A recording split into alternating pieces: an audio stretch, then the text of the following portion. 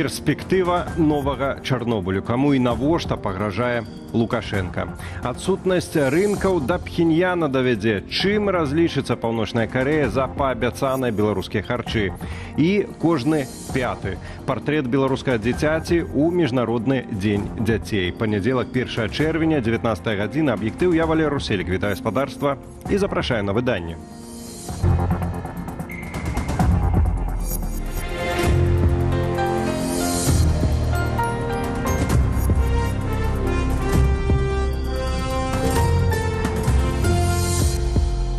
Арменія яшчэ не гатовая да рэферэндуму ў пытанні выбару паміж Еўразійскім эканамічным саюзам і еўразвязам. Гэтак Нікол Пашынян адрэагаваў на патрабаванне іншых сябраў ЕС. Маўляў, Ерэван мусіць вызначыцца са сваім курсам. Але далей за ўсіх пайшоў Лукашенко, які выступіў з пагрозамі не толькі на адрас Арменіі, але і Украіны. Дыктатар заявіў пра адную цэль недалёка ад мяжы, па якой ён готовы ударить. Про что говорка, разбирался Олесь Яшченко. Хорошо, что они посмотрели на нашу так называемую оппозицию. Никакая это не оппозиция, это бандиты. Сказаў у пятніцу, пачулі ў нядзелю. 2 сотняў спатрэбілася прапагандыстам, каб апублікаваць некаторыя заявы Александра Лукашэнкі падчас паседжання ЕАЭС у Астане. Адна з іх датычыла візіту ў Кіеў Святланы Ціханаўскай. Беларуская прапаганда хацела паказаць, што мы настолькі не цікавімся гэтай падзеяй, што мы не будзем пра яе нічога казаць. Але тут Лукашенко аказаўся в расійскім інфармацыйным полі, і там давялося адказваць на гэтае пытанне, бо в расійскім інфармацыйным полі на тое, што адбывалася в Киеве с Тихановской, звертали увагу. Я рад, что он их пригласил. И спасибо россиянам, которые это заметили, телевизионщики. Я слышал на РТР эту передачу. Лукашенко акцентуе увагу на тым, што пра візіт Ціхановскай у Кіеў даведаўся не з беларускіх каналаў, а з расійскага тэлебачання. Толькі дзякуючы інфармацыйнаму шуму паглядзеў РТР і даведаўся, што яна з'ездзіла в Кіеў. Быццам беларускія спецслужбы гэтым не цікавяцца. Таму атрымліваецца гэта спецыяльны прыём для того, каб прынізіць значэнне факта. Не толькі візіту дэмакратычных сілаў ва ўкраіну быў прысвечаны выступ Лукашэнкі. Расійскі прапагандыст Павел Зарубін запытаў яго пра заявы украінскага вайскова-палітычнага кіраўніцтва наконт Беларусі. У прыватнасці гаворка пра нядаўнія словы камандзіра сілаў беспілотных сістэмаў Роберта Броудзі пра імаверныя 500 цэляў на тэрыторыі нашай краіны у выпадку беларускага збройнага нападу на Украіну. Лукашенко адказаў пагрозамі. У нас есть одна цель, очень серьезная, с точными координатами и совсем недалеко от Беларуси. Што гэта за цэль? Сваю версію в эфіры студыі «Белсат» напярэдадні агучыў кіраўнік Народнага антыкрызіснага ўправлення Павел Латушка. Пагражае нанесці удар па Чарнобыльскай АЭС. От менавіта ён кажа пра адну цэль, якая... Я думаю, што размова ідзе пра Чарнобыльскую атомную электрастанцыю. Сярод імаверных цэляў, якія мае на ўвазе Лукашенко, украінскі аналітык Александр Коваленко называе адміністрацыю прэзідэнта на вуліцы Банкавай у Киеве. Што ж да удару па АЭС? Вообще Александр Лукашенко понимает, что удар по такому объекту – это серьезнейшая конфронтация с международным сообществом. Это не только угроза Украине, это угроза европейским странам, которые граничат с Украиной. И что удар по такому объекту – это еще… А Беларусь забыла, насколько она также пострадала во время катастрофы на Чернобыльской АЭС в 80-х годах. Пагрозы ж Лукашэнкі датычылі яшчэ адной краіны – Арменіі. Ён сказаў, што народ гэтай краіны пры выбары паміж ЕАЭС і еўразвязам мае быць вельмі акуратным, каб, цытата, не паўтарыць таго, што адбылося ва ўкраіне. Олесь Яшченко, Белсат. Было б, канешне, добра, каб трэс толькі галавою стары дыктатар, а не кулакамі. Тым часам стала вядома, што за пасланнік з Францыі прыедзе ў Беларусь. Днямі Лукашенко заявіў, што падчас тэлефоннай размовы з прэзідэнтам Францыі Эмануэлем Макронам той нібыта прасіў яго прыняць свайго пасланца. Аднак, як даведалася наша Ніва, гаворка не пра давераную асобу французскага лідара. Дзяніс Кучынскі, дарадца Святланы Ціхановскай, паведаміў выданню, што гэта прыватная асоба, чалавек, які раней займаў шэраг пасадаў, у тым ліку амбасадарскіх. Еўрапейскі госць прыедзе ў беларускую сталіцу ў фармаце ўдзелу у форуме «Менскі дыялог». Кучынскі мяркуе, што сваімі заявамі Лукашенко, цытата, хоча выдаць жаданае за рэальнае і прадаць ілюзію выхаду з ізаляцыі Еўропы. Санкцыі на беларускі калій абвастрылі дэфіцыт харчоў на планеце. Гэтак заявіў Лукашенко на сустрэчы з генеральным дырэктарам харчовай і сельскагаспадарчай арганізацыі ААН. Гэтымі словамі ён абверг свае ж заявы, што санкцыі не ўплываюць на пастаўкі, якія зрабіў літаральна 2 дні таму. Дзе хлусня, а дзе сапраўдны экспарт, высвятляў Зміцер Смак. Замежныя госці ў рэзідэнцыі Лукашэнкі бываюць цяпер настолькі рэдка, што нават візіт аднаго са шматлікіх чыноўнікаў ААН выклікаў неадкладнае жаданне адразу паказаць сваю планетарную веліч. Наша страна играет важнейшую роль в обеспечении продовольствием на нашей земле. Беларусь насамрэч прадае свае харчы 116 краінам свету. Але калі прыгледзецца да экспарту бліжэй, то выходзіць, што кормяць беларусы не ўсю планету, як кажа Лукашенко, а толькі Расею, на якую прыпадаюць 74% агульнага пірага. Для 1,5 мільярда кітайцаў беларускія пастаўкі не цягнуць нават на статыстычную хібнасць. І адсутнасць мыта ў гандлі з азіяцкімі партнёрамі з ЕАЭС не адкрыла рынку беларускім харчам. Залежнасць Беларусі ад Масквы каланіяльная, констатуюць эксперты. Лукашенко калісьці казаў: «Вось, глядзіце, у нас ёсць расійскі рынок, мы там можам прадаваць усё, можам прадаваць колькі заўгодна, ён усё купіць гэты расійскі рынок». Але мы зараз бачым, што расійскі рынок не ўсё купляе, бо у Расіі пачаліся праблемы, у Расіі не хапае грошай з-за вайны в Украіне. Украінскія дроны карэктуюць не толькі экспарт беларускіх харчоў, але і пастаўкі калію праз расійскія парты. 2 дні таму Лукашенко на саміце ЕАЭС у Казахстане хваліўся, што санкцыі не ўплываюць на продаж. Все объемы законтрактованы. И если кому-то поставлять, у нас сегодня нет ни одной тонны. І вось сёння ён ужо жаліцца, што тыя самыя санкцыі на беларускі калій прымушаюць планету галадаць. Санкционное ограничение минеральных удобрений контрпродуктивно и очень негативно влияет на обеспечение людей планеты продуктами питания. Злучаныя Штаты санкцыі супраць беларускага калію ўжо адмянілі, але закавыка ў лагістыцы паставак. Літва не пускае, а Расія не дазваляе зарабляць. Па-першае, там далёка вазіць. Дзе Клайпеда, а дзе Услуга, то бок, дарога значна большая. Па-другое, мы цалкам залежым ад Расіі, і расійская чыгунка ўсталёўвае тыя тарыфы, якая яна хоча, і гэта не вельмі выгадныя для Беларусі тарыфы. Это другое. Ну и третье, мы же ведаем, что Услуга там час от часу горыць, и так само с этим есть проблемы. Невялікая маржа і ў беларускіх харчоў, бо расейцам іх прадаюць танней, чым сваім жа беларусам. Рэч у тым, што расійскія тавары ўжо займаюць паліцы беларускіх крамаў: масла, мяса, цукеркі і нават корм для сабак. Беларускія прадпрыемствы не вытрымліваюць канкурэнцыі, бо ўлады прадаюць ім газ у разы даражэй, чым самі набываюць яго ў расейцаў. Ды яшчэ штучна рэгулююць цэны ў крамах. Прадпрыемствы ліхаманкава шукаюць новых пакупнікоў за мяжою. Напрыклад, сёння ва ўрадзе Беларусі паабяцалі забяспечыць харчамі Паўночную Карэю, пра кіраўніка якой Лукашенко выказаўся падчас сустрэчы з губернатарам расійскага Прымор'я. Умница, молодой человек, никакой он там не диктатор. Але чым КНДР, якая на экспарт адпраўляе пераважна сваіх грамадзянаў, будзе разлічвацца з Беларусю, не паведамляецца. Зміцер Смак, Белсат. Тым часам літоўскае грамадства падзялілася ў меркаваннях наконт санкцыйнай палітыкі супраць афіцыйнага Менску. Новае рэпрэзентатыўнае апытанне, праведзенае кампаніяй «Балтиус Церымай» у канцы красавіка, пачатку траўня на замову ЛРТ, паказала: сярод нашых суседзяў няма адзінства ў поглядах на стасункі з Беларусю. Спробуе пачаць дыялог падтрымлівае прыкладна такая ж колькасць літоўцаў, якая патрабуе захаваць ранейшы жорсткі беларускі курс. Гэтак за змякчэнне некаторых абмежаванняў і старт перамоваў выказаліся 35% апытаных. Пры гэтым 30% настойваюць на захаванне ранейшых санкцыяў, а 17% патрабуюць іх узмацніць.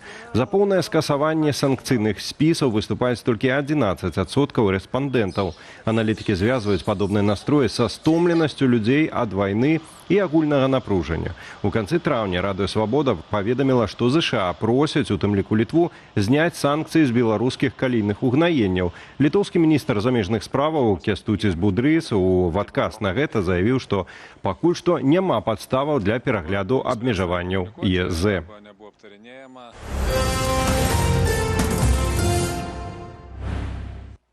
Па стане на пачатак году кожны пяты жыхар Беларусі мае менш за 18 гадоў. Агулам больш за 1 700 000 маленькіх беларусаў. У міжнародны дзень абароны дзяцей лукашэнкавыя ўлады распавядаюць, як любяць дзяцей ды клапоцяцца пра іх. Але наколькі насамрэч бесклапотнае ды радаснае дзяцінства ў Беларусі, ведае Ірына Драфейчук. Квесты, спаборніцтвы, малюнкі і пачастункі. У Беларусі Міжнародны дзень абароны дзяцей пачалі адзначаць яшчэ ўчора. Гэты дзень супадае з пачаткам летніх вакацыяў, таму шмат увагі надаецца бяспецы. Практика показывает, фактов вовлечения несовершеннолетних в распространение запрещенных веществ, а также киберпреступления становится больше именно летом. Опасность подстерегает детей также на дорогах, у водоемов, на игровых площадках и во дворах. Нагадванні не беспадстаўныя. Летась толькі ў дарожна-транспартавых здарэннях у Беларусі загінулі 26 дзяцей. Гэта найвышэйшы паказнік за апошнія 11 гадоў. Павялічваецца ў час вакацыяў і дзіцячы траўматызм. Найперш гэта траўмы, атрыманыя пры падзенні з вышыні і пры катанні на электрасамакатах ды роварах. Але абарона – гэта не толькі пра бяспеку, зазначыла ў сваім звароце з нагоды Міжнароднага дня абароны дзяцей Святлана Ціханаўская. Дзяцінства ўсё часцей азначае, што трэба вучыцца маўчаць і падпарадкоўвацца, бо рэжым бачыць у дзецях не асобаў са сваім характарам і марамі. Ён бачыць будучых правільных грамадзянаў. У ідэалагічнае апрацоўванне дзяржава залучае непаўнагадовых сістэмна. Ваенізаваныя атрады са школьнікаў і нават выхаванцаў дзіцячых садкоў ствараюцца па ўсёй краіне. А ў 10класнікаў у гэтыя дні праходзяць вучэбна-палявыя зборы, без якіх не перавядуць у наступны клас. Мы строим страну, где детство – это радость, а не тревога, где вас любят и уважают. Але ці магчыма зарганізаваць шчаслівае дзяцінства ў сённяшняй Беларусі? Свободы в стране ограничены. И если родители детей находятся в постоянном вот этом страхе и напряжении, то, собственно, их дети тоже чувствуют это напряжение, видят эту определенную двойственность, которая присутствует в том числе в системах образования. Дапамагчы дзецям супрацьстаяць ідэалагізацыі могуць толькі бацькі, мяркуе экспертка. Сохранять эту альтернативу действующей системе образования, давать этому честную оценку, хотя бы между собой, они тоже умалчивать, да, и скорее демонстрировать не столько процессы адаптации и выживания, ну, это как само собой разумеется, что это надо делать, да, а сколько демонстрировать, что даже в этих условиях мы сохраняем свабоднае мышление. Пры гэтым за свабоднае мысленне сёння цярпяць і непоўнагадовыя. Паводле праваабарончага цэнтру «Вясна» толькі летась не менш за 40 падлеткаў былі асуджаныя паводле палітычных абвінавачанняў. Ірына Дарафейчук, Белсат. Тым часам Байсол завяршыў прыём заявак на атрыманне дапамогі для дзяцей беларускіх палітзняволеных. Сума збору, прымеркаванага да Дня абароны дзяцей і пачатку летніх вакацыяў, сёлета складае 17 100 еўраў. 73 хлопчыкі і дзяўчынкі да 16 гадоў ужо атрымалі па 100 еўраў дапамогі. Агулам жа заяўкі пададзеныя на 166 дзяцей. Паводле фонду амаль 60% сем'яў, на якія разлічаная дапамога, выхоўваюць адно дзіця і каля траціны дваіх. Прыблізна 40% усіх заяўнікоў у Беларусі. У Байсоле падкрэслілі, што зазвычай грошы ад гэткіх збораў ідуць на летнюю вопратку, аплату дадатковых заняткаў, псіхалагічную дапамогу і арганізацыю адпачынку. Зразумела, што 100 еўра гэта не тыя грошы, за якія атрымаецца нармалёва жыць, там не ведаю, закрыць усе патрэбы рабёнка, але ж 100 еўра гэта тыя грошы, якія могуць што-нибудь падарваць. У нас ужо былі некаторыя водгукі, некаторыя словы падзякі, там за гэтыя грошы ўжо некаторыя дзеці схадзілі на байдарках, сплавалі. Некаторыя страпілі ў летнік, некаторым аднаму дзіцёнку купілі шахматы, там нейкія супердарагія, пра якія ён марыў, таму што вось шахматы гэта тое, чым ён любіць займацца. Медычная бюракратыя і страшны час. Папулярная кулінарная блогерка падзялілася праблемамі ў гарадской паліклініцы Полацку. Паводле жанчыны, ейнаму айчыму напрыканцы траўня зрабілі здымак калена, на рукі вынікаў не выдалі. Ды да доктара цягам тыдня яны гэтак і не трапілі. Праз гэта сям'я прапусціла доўгачаканую кансультацыю ў Віцебску, а стан здароўя мужчыны тым часам рэзка пагоршыўся. Сразу это надо было тянуть целую неделю, усугубить человеку колено, чтобы он на ногу не мог встать, и нам ехать обратно сюда, в город, с деревни, чтобы получить ответ снимка. Как я и говорю, очередной косяк Полоцкой поликлиники. Это просто кошмар. Что было со мной? Сейчас расскажу. Подозрение на разрыв кисты Беккера под коленом. То есть мешок с жидкостью болтался на ноге. Я приехала с 6 утра, стояла в очереди за талонами, подходит моя очередь, а мне говорят, а талонов нет. И так дня 3 подряд. В итоге я поднимаюсь к хирургу, меня не принимает хирург, потому что я без талона, и ни одного человека. Я спускаюсь, мне говорят, а талонов нет. Я опять поднимаюсь, ни одного человека. Пункты часовага ўтрымання ў Менску перапоўненыя хатнімі жывёламі. Паводле зооактывістаў, ад часткі гадаванцаў іх гаспадары папросту адмаўляюцца. Прычым сітуацыя крытычная не толькі ў сталіцы, але і ў рэгіёнах. Там спробы абмеркаваць праблему адлову увогуле часам перарастаюць у публічныя абразы. І гэта пры тым, што правяранні выяўляюць сістэмныя праблемы і ўласна з адловам. Гэта у Бабруйску мясцовае спецпрадпрыемства, якое займаецца адловам, утрыманнем і эўтаназіяй жывёлаў, нават не мае ветэрынара, а таксама спецінструментаў і падрыхтаванага персаналу. Таму працягне Андрэй Сульжыц. У менскім пункце часовага ўтрымання жывёлы на вуліцы Гурскага сітуацыя дасягнула крытычнай мяжы. Валанцёры і зооактывісты б'юць трывогу. Месцы ў вальерах цалкам скончыліся. Каб вызваліць месца пад новы адлоў, трэба тэрмінова знайсці дом або ператрыманне як мінімум для 30 дарослых сабакаў.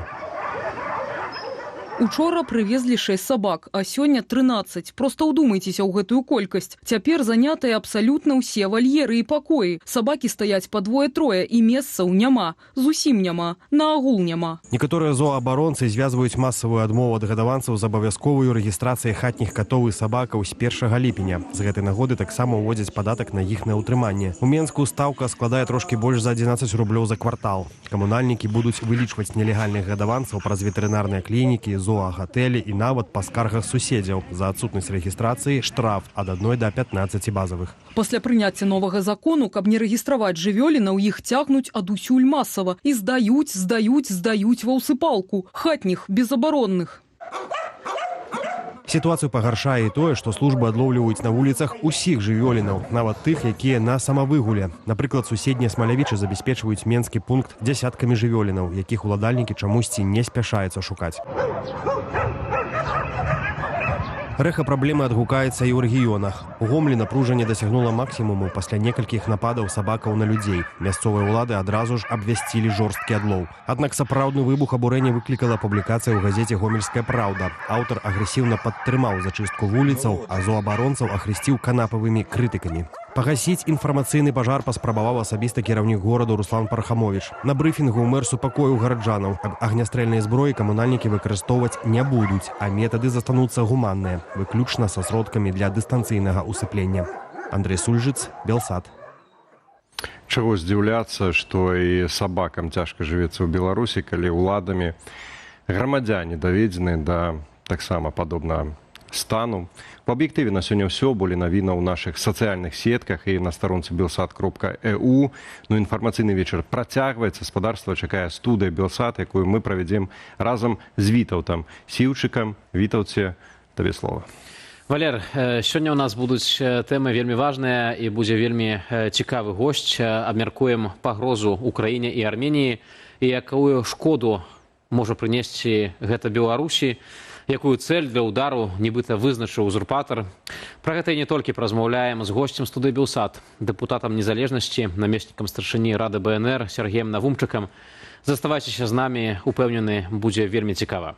Ну што ж, якія рэаліі, такія і тэмы, і апытанка таксама такая.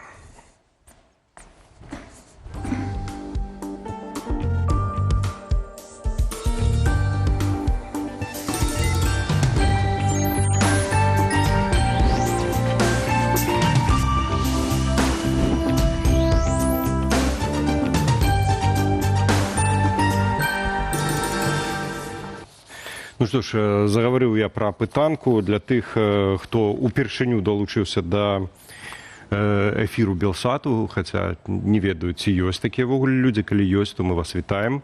Мы ладзім апытанне традыцыйна у нас на Ютубе пад стрым-трансляцыяй. Калі для вас гэта бяспечна, заклікаем паўдзельнічаць у галасавалцы. Сёння мы задаемся пытаннем, хто урэшце на каго нападзе. Гаворка вось пра апошнія вось гэтыя пікіраванні. Тут Лукашенко трасе ўжо не толькі барадой, але і кулакамі. Пра ўсё гэта, хто там на каго ўрэшце нападзе. Некалькі варыянтаў. Лукашенко нападзе на Украіну, Украіна нападзе на Лукашенку, Расія нападзе на Украіну, але зноўку выкарыстае тэрыторыю Беларусі. Ну і ёсць варыянты, а ніякага нападу не будзе. Калі ласка, галасуйце. Вельмі важнае для нас вашае меркаванне. І ў працяг тэмы з гэтай звязаным візіт Святланы Ціханаўскай у Кіеў, асцярожныя еўрапейскія памкненні Арменіі. Вось гэтыя пытанні сталіся нагодай для чарговых лукашэнкаўскіх пагрозаў іншым краінам. Ну, прынамсі, гэткі тон ён абраў для размовы з расійскімі прапагандыстамі на паседжанні Еўразійскага эканамічнага саюзу ў Казахстане.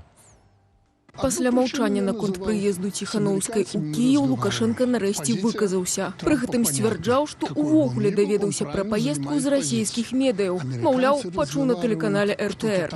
Хорошо, что они посмотрели на нашу так называемую оппозицию. Никакая это не оппозиция, это бандиты. Расійскія прапагандысты хацелі каментар і пра нядаўнюю заяву камандзіра сілаў беспілотных сістэмаў Украіны Роберта Мадзяра Броўдзі. Паводле яго, у выпадку нападу Беларусі, украінскі бок вызначыў 500 цэляў на нашай тэрыторыі. Спасибо, что у нас 500 целей для них есть. У нас есть одна цель, очень серьезная, с точными координатами и совсем недалеко от Беларуси. Это же они тоже понимают. Паводле палітыкаў і аналітыкаў можа ісціся пра Чарнобыльскую АЭС ці будынак адміністрацыі прэзідэнта ў Кіеве. І Лукашенко не спыніўся ў раздачы пагрозаў, згадаўшы Арменію. Краіна абачліва адмаўляецца рабіць выбар паміж еўразвязам і Еўразійскім эканамічным саюзам, якога так патрабуе апошні. Поэтому армянам надо быть очень аккуратными, а народ, чтобы, упаси Господь, не повторить то, что произошло в Украине. Украине что ровно так начиналось. До нашага эфіру долучаецца Сергей Навумчык, дэпутат незалежнасці, палітычны аглядальнік, намеснік старшыні Рады БНР. Спадар Сергей, добрый вечар. Добрый вечар. Добрый вечар. Як толькі узурпатар зрабіў вось гэтую заяву для расійскіх прапагандыстаў, маўляў, у нас ва ўкраіне ёсць адна цэль для паражэння недалёка ад мяжы з Беларуссю, вы адразу напісалі, што на вашу думку гаворка ідзе пра Чарнобыльскую АЭС. Чаму вы так мяркуеце? Так, мне так падаецца, і больш за то я ў гэтым перакананы. Ну, бо калі вось я пачытаў каментары ў адказ на свой гэты пост, некаторыя напісалі, што магчыма, ён меў на ўвазе Кіеў. Ну, ведаеце, калі б ён меў на ўвазе Кіеў, то быў бы сказаны Кіеў альбо сталіца, а тут было сказана пра аб'ект, прычым з дакладнымі каардынатамі. Кіеў – горад, які расцягнуўся на дзесяткі кіламетраў. Ну, ён, конечно, мае свае каардынаты, але гэта адлегласць паміж рознымі кропкамі можа быць сапраўды даволі вяліка. А вось Чарнобыльская АЭС, у прынцыпе, гэта даволі кампактнае збудаванне, хаця гэта не проста вось 4-й энергаблок. Я раней таксама так думаў, калі вось першы раз там не пабываў, это так раскідана, але ў прынцыпе гэта кампактнае такое Ну і мы маем ужо прыклад, калі саюзнік Лукашэнкі Пуцін ужо наносіў пэўныя удары по Чарнобыльскай АЭС. Мы ведаем, што Чарнобыльская, ну і Запорожская АЭС, так сказаць, што з імі адбывалася.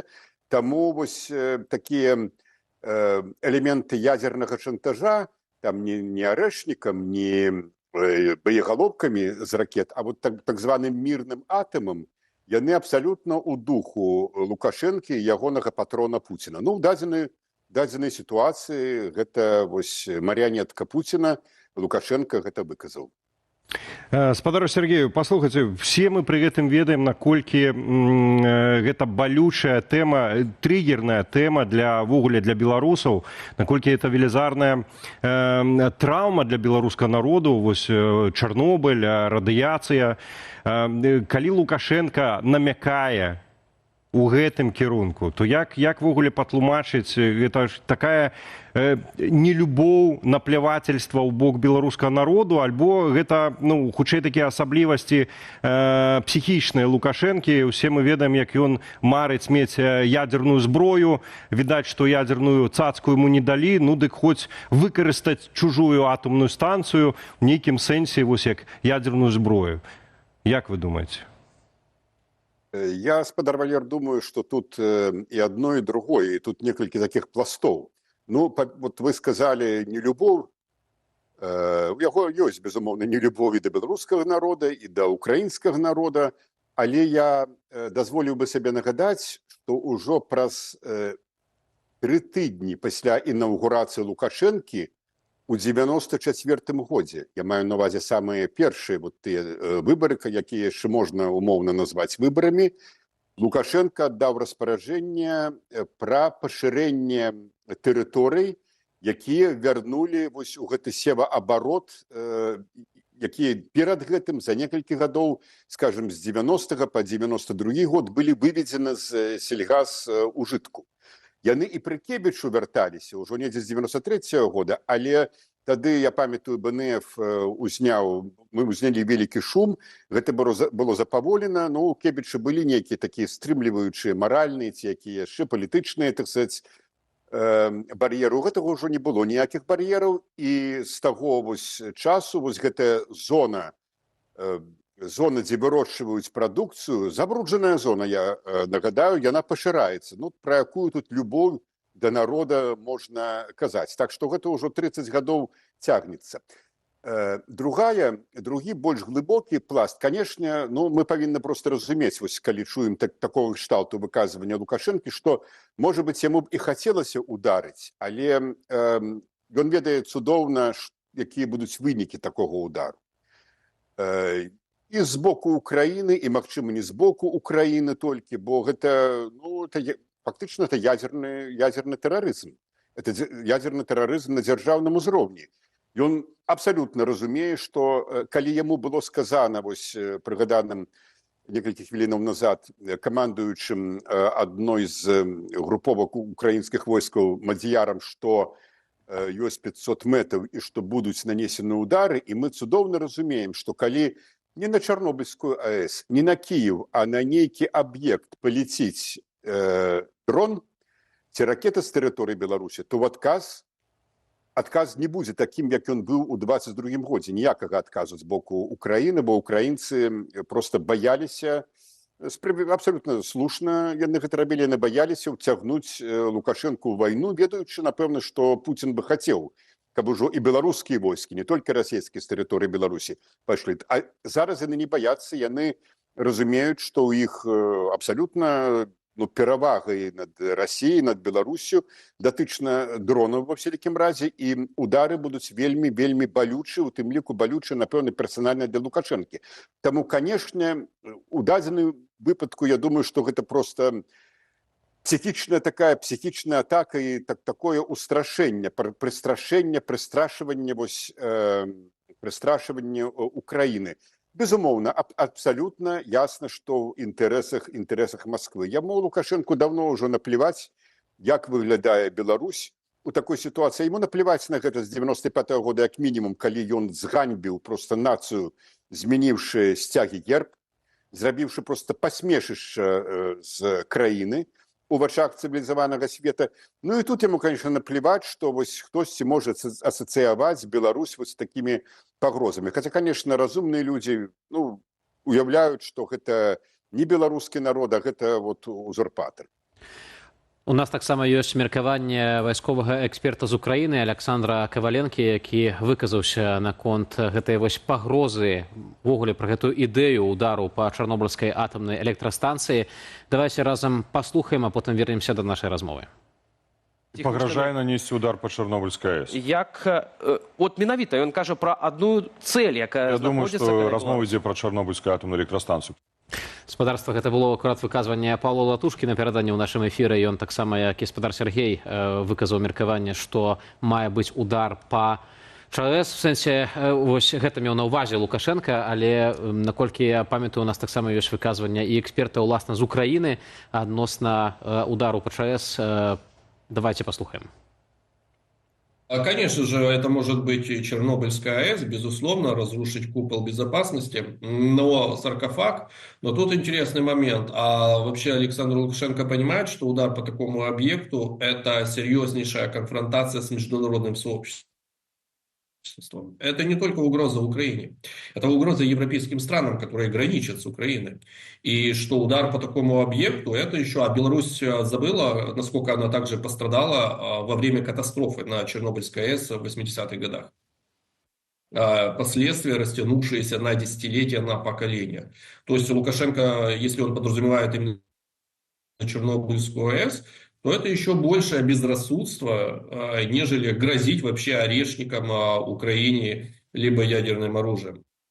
Спадар Сергей, вось часта чую ад замежнікаў, нават ад аналітыкаў, экспертаў, людзі не могуць зразумець, ну як это, ну так, узурпатар, дыктатар, ну але ўсё роўна, вось сапраўды, калі быў бы удар па ЧАЭС, гэта была б шкода таксама для Беларусі, то бок для краіны, якой ён, Лукашенко, все яшчэ фактычна дэ-факто кіруе. І эксперты часта не разумеюць як бы матывацыі, навошта гэта рабіць. На вашу думку, ці пасля 30 гадоў гэтага кіравання яшчэ можна нешта зрабіць, каб, не ведаю, прынамсі аналітыкі разумелі вось гэтую розніцу між Беларуссю і Лукашэнкам? Ну, гэта цяжкае пытанне, таму што, здаецца, 20-й год паказаў, вельмі правёў выразную, візуальна прыкметную, яе немагчыма было не заўважыць, рысу паміж рэжымам, паміж Лукашэнкам і паміж народам, абліччы пратэстоўцаў, якія неслі чырвона-белыя сцягі, просто сотні тысяч выйшлі на вуліцы ў Европе. Давно, просто абсолютно не было давно такого маштабу пратэстаў нідзе. І, ну, што яшчэ можа быць, каб людзі ўсведамлялі, што гэта розніца. Канешне, я вот памятаю ў 20-м, у 21-м годзе, скажем, вот у Празе, у Чэхіі, я думаю, што не толькі тут, нават простыя людзі, якія не цікавіліся палітыкай, яны гэта ўсведамлялі. 22-й год, на вялікі жаль, я маю на ўвазе вось гэтая агрэсія Расіі, якая пайшла ў тым ліку з тэрыторыі Беларусі, яны гэтай падзеі пераключылі ўвагу з Беларусі з аднаго боку, з другого боку, конечно, вот той момант, што з тэрыторыі Беларусі пайшло і Лукашенко, саюзнік Пуціна, гэта таксама адыграла сваю адмоўную ролю, калі гаварыць пра успрыманне беларусаў. Мы ведаем, якія гэта мела наступствы, у тым ліку для тысячы мігрантаў беларускіх, якія апынуліся за мяжой. Але вось такія вот заявы, якія робяць Лукашенко, вот кшталту у нас ёсць адна цэль, мы ударим, ну, яны каментуюцца на захадзе, у еўрапейскіх сталіцах, прынамсі, яны каментуюцца, і яны, канешне, адценяюць яго і адценяюць народ. Важна, можа быць, іншае, каб разумелі яшчэ і тое, што Лукашенко абсолютно не самастойны палітык. Ён не проста не выяўляе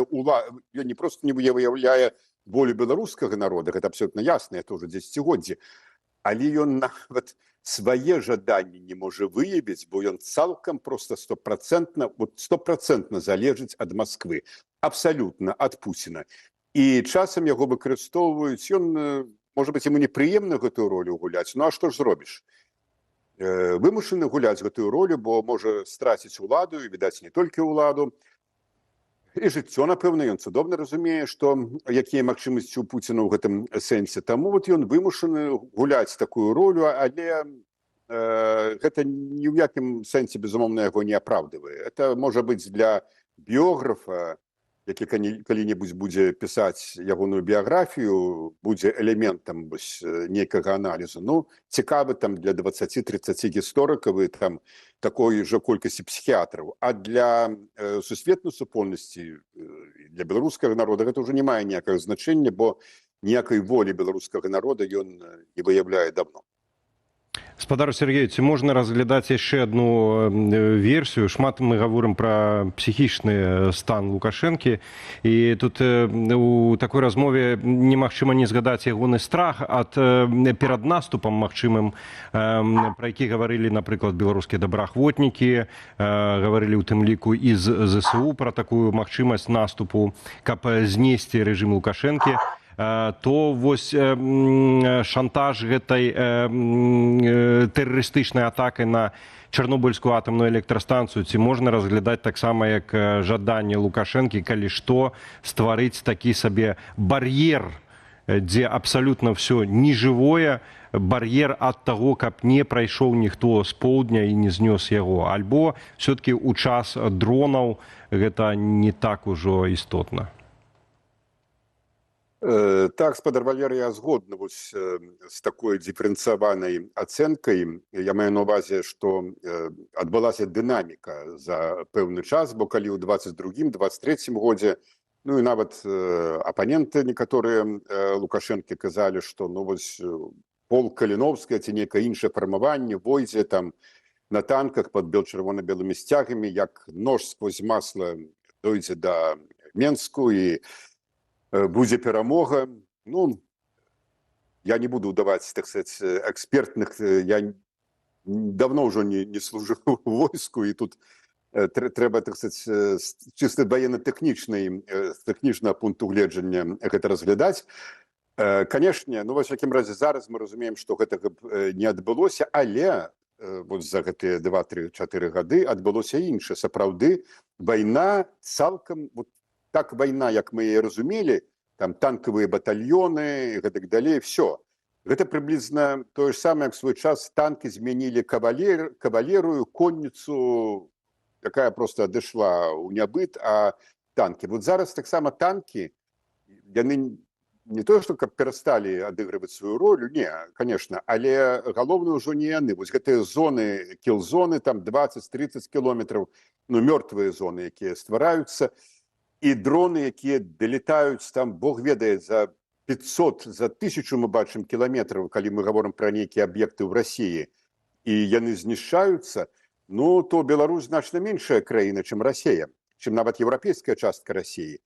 І калі б з боку Лукашэнкі ці то па правакацыі Крэмля, ці то па прамым загазе Крэмля былі нейкія дзеянні супраць Украіны, то ўжо неаднаразова, пачынаючы ад прэзідэнта Зеленскага, скончваючы камандуючымі, ды не проста камандуючы, ды і аналітыкамі, практычна ніхто, наколькі я бачу сітуацыю ў інфармацыйным полі Украіны, практычна ніхто з аналітыкаў не сумняецца ў тым, што будзе адказ. І адказ будзе проста знішчальны. І адказ будзе не проста там пару там узарвалі нейкіх там сховішчаў, там, я не ведаю, з нафты ці з чым, а гэта сапраўды ўжо будзе удар па максімуму. Ну, можна шмат у чым бясконца папракаць Лукашэнку, але тое, што яго ёсць інстынкт самазахавання, у яго ён, безумоўна, ёсць вельмі моцны, і таму, конечно, ну, я думаю, што ён будзе рабіць все,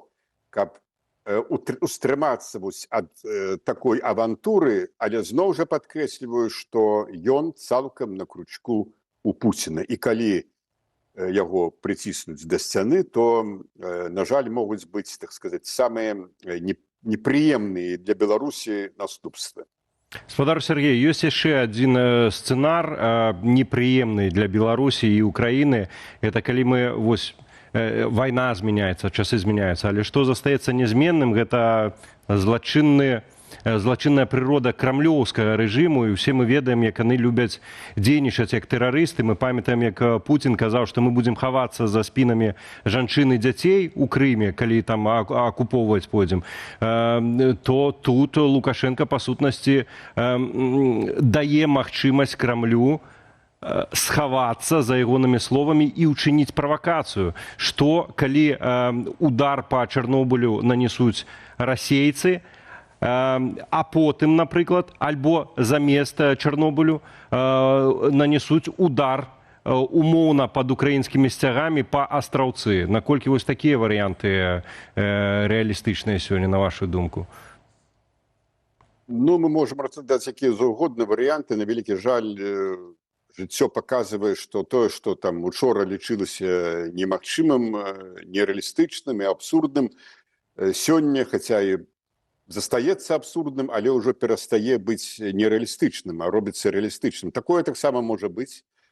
Гэта так называецца на ваеннай мове ударыць і там наступ пад чужымі сцягамі, так, калі вось робіцца такім чынам. Я толькі скажу, што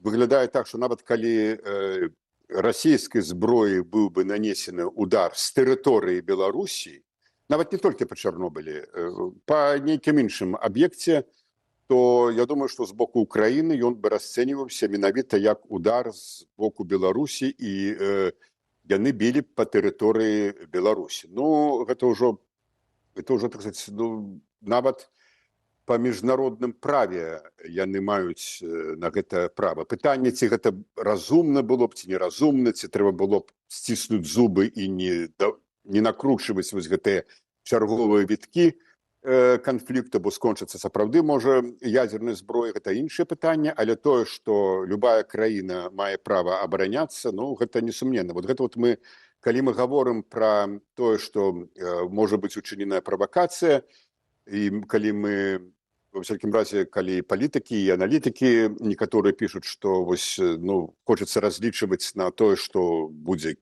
стрыманасцю Кіева, так, конечно, хочацца разлічваць, але на пачатку мы павінны разумець, што яны маюць права на адказ. Это, ну, як бы, скажем, Беларусь мела, калі б у Беларусі быў дэмакратычна абраны лідар, і, напрыклад, Расія б напала, Беларусь бы мела права, безумоўна, на адказ. Адносна розных заяваў, якія гучаць наконт гэтай сітуацыі, апошнімі тыднямі маем чарговае такое, ну, сведчанне, моцную заяву гэтым разам ад эксперта з Амерыкі. Гучыць яна так, што калі Лукашенко наважыцца на паўнавартасны ўступ у вайну і паспрабуе атакаваць сваімі войскамі ўкраіну з поўначы, гэта стане канцом для ягонага рэжыму. Уласна, такое меркаванне выказаў былы прадстаўнік прэзідэнта ЗША ў справах Украіны Кіт Келлаг падчас удзелу ў Чарнаморскім форуме бяспекі ў Адэсе. Адстаўны генерал амерыканскай арміі заўважыў, што не верыць, каб Лукашенко пайшоў на такі безразважны крок, але не выключае, што Крэмль не пакіне таму ніякага выбару. Я думаю, што Лукашенко, калі б ён наважыўся штось такое зрабіць, паступіў бы абсалютна па-дурному. Ягоныя сілы былі б разгромленыя. Ён ужо мае ўнутраную незадаволенасць у краіне. Пра гэта шмат кажуць, і калі на яго будуць ціснуць, каб ён пайшоў на такі крок, думаю, гэта, відаць, стане канцом Лукашэнкі у тым выглядзе, у якім мы яго ведаем, бо ягоныя сілы не змогуць супрацьстаяць украінскім войскам, асабліва на паўночным кірунку. Я ведаю, што гэта быў адзін з першапачатковых маршрутаў наступу на Кіеў, але я не бачу такога сцэнару ў будучыні. Спадар Сергей, уласна, вось апошнімі тыднямі мы часта чуем розныя такія папярэджанні ў бок Лукашэнкі, каб ён не саваўся ў вайну супраць Украіны. Але мінула ўжо больш за 4 гады ад пачатку паўнамаштабнай расійскай агрэсіі, і ўсё ж пакуль мы маем сітуацыю, ну, дзякуй Богу, што беларусы, гэтае войска, нават пад чырвона-зялёным сцягам, усё ж не ваюе супраць Украіны. Чаму гэта можа змяніцца? Адкуль, на вашу думку, вось такі, скажам так, ажыятаж вакол гэтай небяспекі? Сапраўды гэта можа змяніцца. Тут нельга не пагадзіцца з дакладней, ён не ён генерал і застаецца, просто недзейны генерал з Келлагам, што гэта будзе канец Лукашэнкі. Пытанне, колькі часу вось зойме гэты працэс, я маю на ўвазе працэс канца ягонага, што можа змяніцца ў сэнсе, што ўжо, напэўна, змянілася, і чаму вось такія проста ланцуг папярэджанняў і званок Макрона і іншы, і я думаю, што яшчэ тое, чаго мы не ведаем, бо не все абвяшчаецца. Ну, з аднаго боку, напэўна, выведка, еўрапейская выведка краінаў Европы, магчыма, выведка Злучаных Штатаў Амерыкі, штосьці ведае такое, чаго не ведаем мы. І это нармальна, безумоўна. Дзіўна было б, калі б яны не ведалі, ці тое, што яны ведаюць, все выкладалі там в інтэрнэт, сацыяльнай сеткі, ці, так сказать, сваім нейкім такім адкрытым каментатарам. Не, конечно. З другого боку, Путін просто завяз, вот сапраўды, вот гэтай кіл-зоны, про якія мы казалі, фронт просто стаіць, яны там прасоўваюцца літаральна по метру, по 10 метраў, і Путін зацікаўлены, як это называецца, перавернуць дошку, калі вось гульня ў шахматы, так? Ну, ўжо это не гульня, конечно. Яму б было б зараз важна просто памяняць неяк правілы гульні, штосьці зрабіць, і тут вот самыя могуць быць варыянты. Мы увесь гэты эфір гаворым пра напад, так сказать, правакацыю ў бок Украіны, але акрамя Украіны ёсць іншыя краіны, якія ўжо ўваходзяць у НАТО. Ёсць Польша, ёсць Латвія, ёсць Літва, я называю тыя, якія мяжуюць з Беларусю. Ёсць Эстонія, якая з Беларусю не мяжуе, але дзе ёсць вельмі такое слабае звено для Эстоніі, гэта Нарва. Вось, і тут таксама, ну, хотя найперш называецца, конечно, гэта вось Субалтыцкі калідор, і тут цалкам магчыма, што Путін можа штосьці зрабіць, і я вось весь час падкрэсліваю, што зусім не абавязкова для гэта нейкія там шматтысячныя танкавыя калоны, карпусы, ці, як раней казалі, дывізіі. Не, гэта могуць быць нейкія ракетныя, дронавыя атакі. Нават, можа, солдат, ніводзін солдат расійскі на тэрыторыю там Літвы, Латвіі, альбо Эстонії, альбо Польшы не заходзіць. Ну, калі мы гаворым пра гэтыя краіны, Польшу, Літву, Латвію, то, напэўна, там будуць і беларускія. Путін бы хацеў бы, конечно, іх задзейнічаць, у якім разе. Я думаю, што, але вось гэтымі такімі атакамі, дронавымі ці ракетнымі, ну, можна зараз, мы бачым, што мела вынікам залёт дронаў у Латвію, так? Урад паў. Урад паў, прычым не было ніводнай ахвяры. Гэта хапіла, каб урад проста паў. Пайшоў в адстаўку. Ну, уявіце, калі будуць значна больш негатыўныя наступствы. Путін абсалютна можа на гэта пайсці, абсалютна. Яго просто вот нішто не стрымлівае. Яго не стрымлівае ні ўласны народ, які яго ўжо просто давно не можа кантраляваць, а да таго ж падтрымлівае на 80% у гэтай вайне з Украінай і ў іншай вайне падтрымае. І не стрымлівае больш нічога. Ну, палацавы пераварот, пра які кажуць аналітыкі ў Крамлі, ну, гісторыя Кремля ад там стагоддзяў назад да 64-го года, калі змясцілі Хрушчова, ці вот спробу 91-го года, такое, конечно, было, але я не думаю, што тое атачэнне Пуціна, якое зараз вакол яго, яно здольнае на нейкія такія крокі. Таму сітуацыя сапраўды застаецца небяспечнай, а для беларусаў яшчэ большая небяспека, што на чале рэальным кіраўніком дзяржавы, на чале дзяржавы чалавек, якога даўно ўжо ніхто не абіраў, а абраў яго фактычна толькі Путін. Абраў яго Крэмль, проста пацвердзіў яго на гэтай пасадзе, і тут таксама, на вялікі жаль, беларускі народ проста не мае свайго слова. Ну і гэтай сітуацыі немагчыма не згадаць пагрозы яшчэ супраць адной краіны. Пагрозы сінхранізаваліся. Дарэчы, і Путін пагражаў, і цяпер вось і Лукашенко пагражаў. Гаворка пра Арменію. Маўляю, у ёй трэба вызначыцца з сваім курсам, з кім яна збіраецца жыць далей. Альбо, можа быць, вось нават паўтарэнне таго, што адбылося ва ўкраіне. Вось гэтыя пагрозы з вуснаў Пуціна тут усё зразумела. Лукашэнку навошта гэта, улічваючы гэта яшчэ пры тым, што Арменія ўваходзіць у АДКБ дагэтуль, і замест таго, каб пячыся пра супольную бяспеку, па сутнасці мы маем, што Беларусь і Расія пагражаюць іншаму чальцу АДКБ Арменіі. Вось тут Лукашенко чаго? Яго папросту панесла, это пабочка ад таблетак, альбо гэта ўсё-таки вот тое, пра што часцяком гаворыць, што Лукашенко замяніў у нейкім сэнсе нябожчыка Жырыноўскага на такой пасадзе глашатая Крамля, выказваць тое, што Крэмль як бы сам не гаворыць наўпрост. Ну, там зараз у іх цэлы набор такіх глашатаяў у ролі такога вось глашатага клоуна выступае экс-прэзідэнт Медведзеў, які, ну, не проста, ладно, калі ён быў проста экс, недзе там сядзеў на дачы, піў каньяк і штосьці выдаваў, тэлеграмы себе друкаваў, але ён намеснік кіраўніка Рады бяспекі, а кіраўнік Рады бяспекі Пуцін. Шойгу был министр обороны, только секретарь Рады бяспекі, он на ўзровень ніжэй Медведзева. І Медведзеў выдае такія просто, ну, тое, што он выдае, якія, ну, цалкам абсурдныя заявы. Тут іншыя, там, гэтыя аўтары тэлеканалаў Захарова з МЗС, ну, Лукашенко тут нормально прыстроіўся, яго, так сказать, все-таки статус, фармальны статус кіраўніка дзяржавы, ён вот падмацоўвае з боку гэтага, што, маўляў, не адны такія отморозкі ёсць толькі ў Москве, вось это шырэй працэс, так сказаць, вот, таму, ну, але калі сур'ёзна казаць, то, канешне, гэта,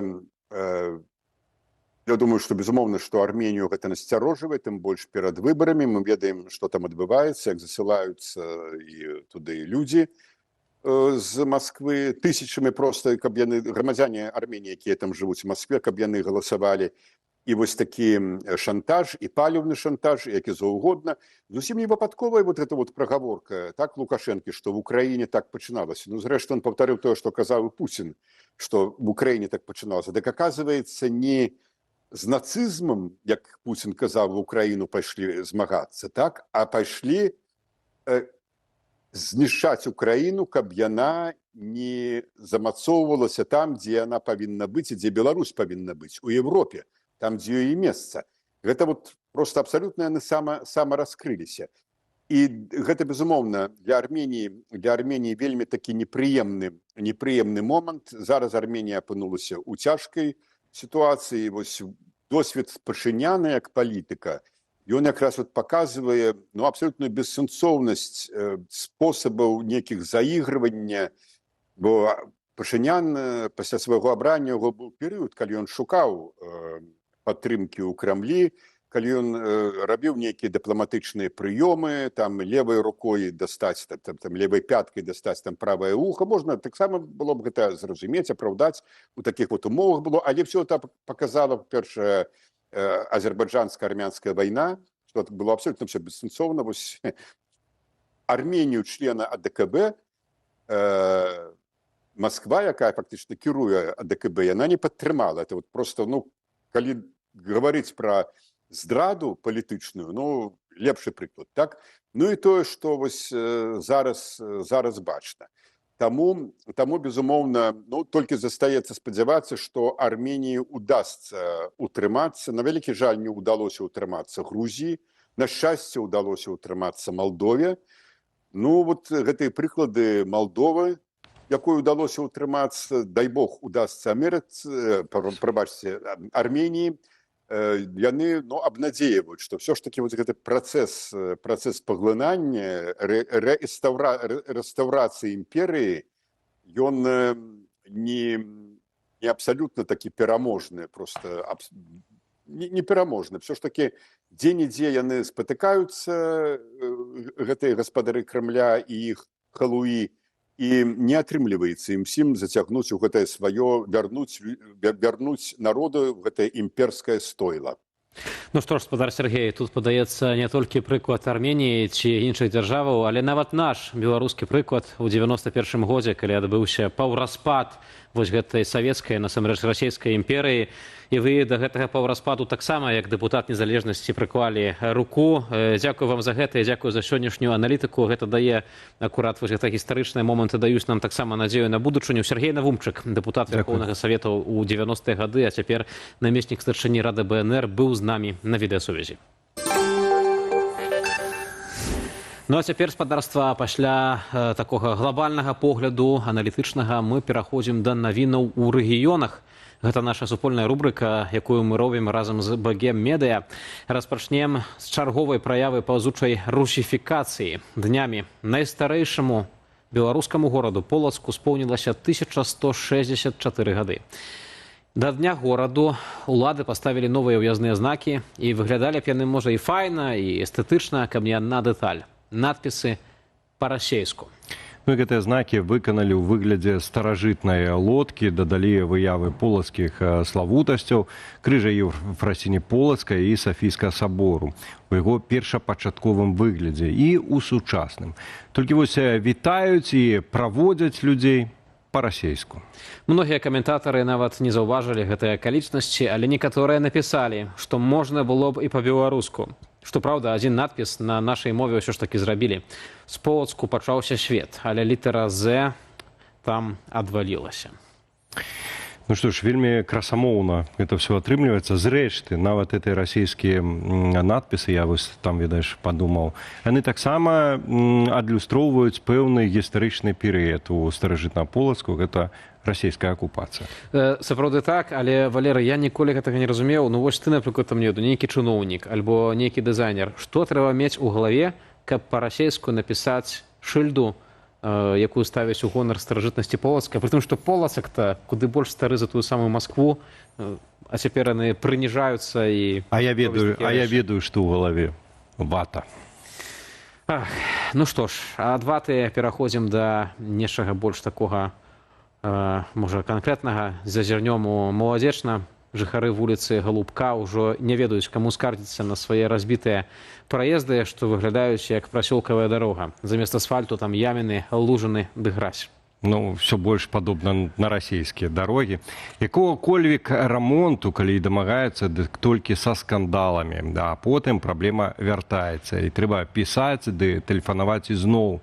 З надзеяй на розгалас людзі нават звярнуліся ў рэдакцыю рэгіянальнага парталу край.by.